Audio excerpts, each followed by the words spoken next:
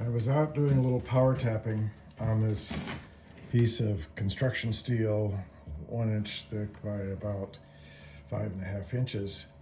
And I needed to put 3/8 16 holes in there. And it occurred to me that it might be worth reviewing a couple of little tips that I found that seem to work pretty well for me. Number one, I don't use the recommended drill size, as that'll give you the optimum, maximal holding strength of that fastener, and rarely in anything I'm doing is that optimal strength truly required. So I usually go a 64th or so oversized, which makes tapping a whole lot easier.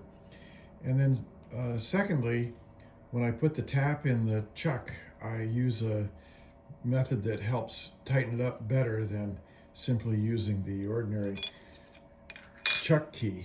And I don't want to abuse my chuck by using a cheater on there, which people do, but I think I have a method that's a little simpler, and I'll show that in just a second. I got to interrupt here because I'm hand holding. So what I've placed in my chuck is a 3/8 16 spiral point tap. I think most people that are thinking about power tapping know that you can't use a ordinary hand tap there. That's a decent quality high-speed steel spiral point tap, and I do use the standard chuck key to tighten it, but one thing that helps quite a bit to get it just a little bit tighter is to give the chuck a couple of taps. That may seem odd, but stiction takes over, so that that last little bit of tightening gets jammed, in a sense, by stiction.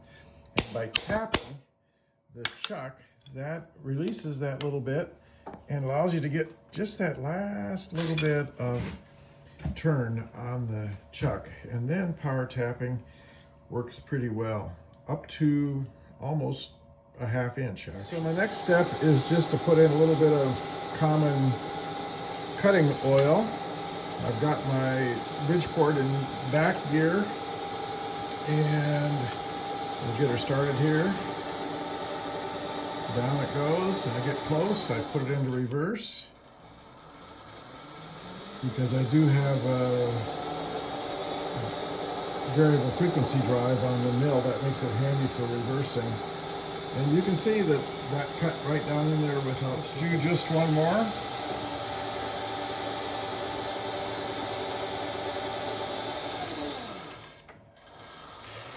That sure beats hand tapping.